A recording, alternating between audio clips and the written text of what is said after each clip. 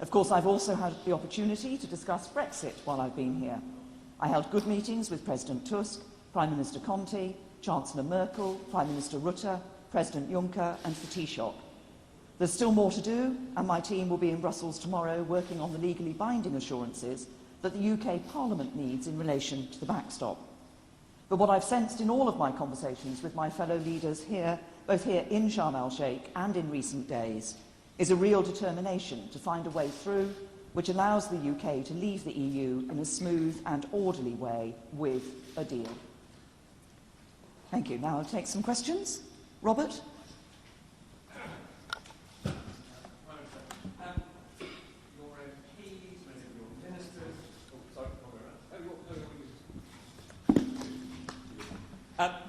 Prime Minister, your MPs, many of your ministers, EU leaders, none of them are convinced that you can get a deal negotiated that would allow us to leave the EU on the 29th of March. Why are you so resistant to the idea of delaying the UK's exit? Oh, look, an extension to Article 50, a delay in this process, doesn't deliver a decision in Parliament. It doesn't deliver a deal. What it does is precisely what the word delay says. It just delays the point at which we come to that decision. And I think that any extension of Article 50 in that sense isn't addressing the issues. We have it within our grasp. As I've just said, I've had a real sense from the meetings I've had here, conversations I've had with EU leaders in recent days, a real sense that we can achieve that deal. It's within our grasp to leave with a deal on the 29th of March, and that's where all of my energies are going to be focused. Beth?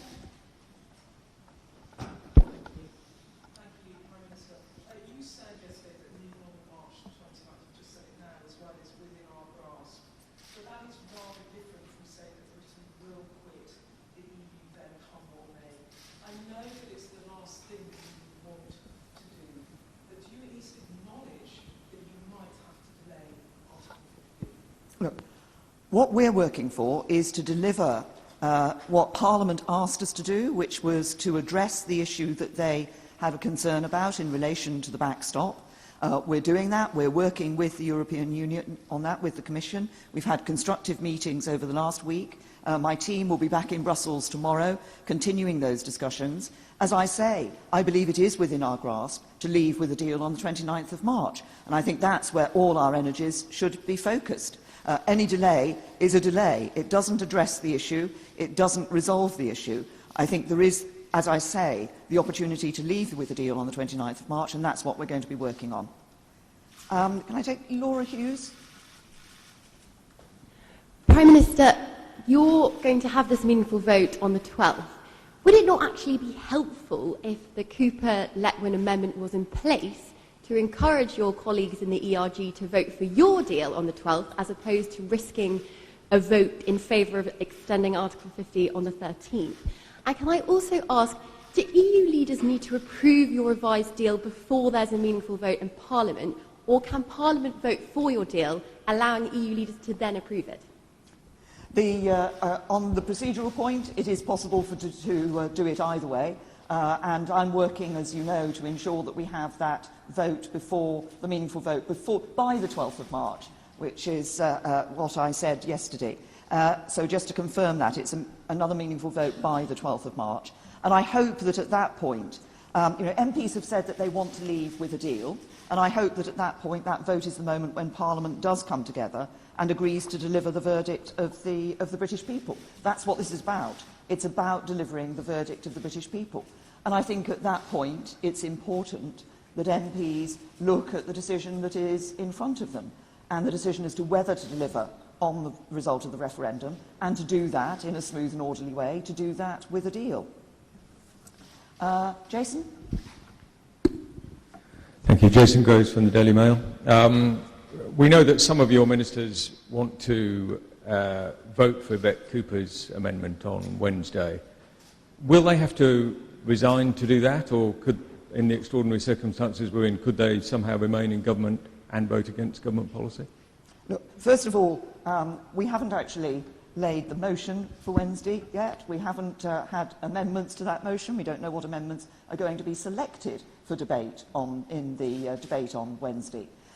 What I will be doing, obviously I'm making a statement to the House tomorrow to update members of the House of Commons as to where we are in the negotiations, and we'll be making clear that we have been making progress, we've had positive and constructive discussions, and as I say, when we next bring the meaningful vote back, I think it's important that people focus on the question as to whether we want to deliver on the result of the referendum and do that in a smooth and orderly way, leaving with a deal. We're ensuring that we're working hard to address the concerns that Parliament has raised, and we'll continue to do that and then bring a meaningful vote back to Parliament. Laura?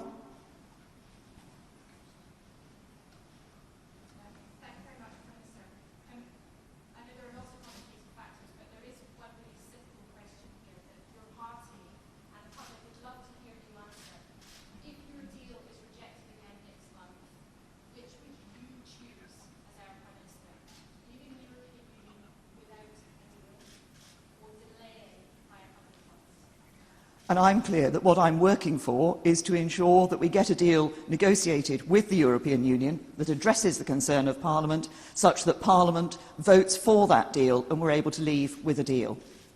Now, I'll take a last question. I think, is Passant Mustafa here from MENA? Yes, Passant.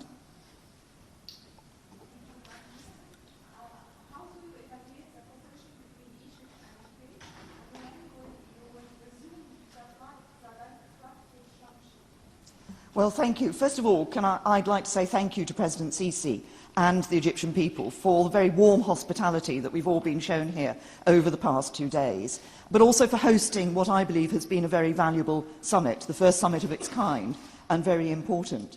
In terms of our relationship of the UK with Egypt, we've a strong relationship in a number of areas. We're working together on important issues in the region and to address the shared challenges we face, like the threat from terrorism. And we also we have partnership in areas like health and education, which I know are priorities for the President. So we're invested in Egypt's future, we're committed to working in partnership with the country, and we want the people to flourish. On the issue of flights, our position is clear. The security of British nationals is our top priority. Of course, we understand the importance of the issue for Egypt, and while we haven't yet concluded that it's right to lift the restriction on flights, we continue to keep that under review. Thank you.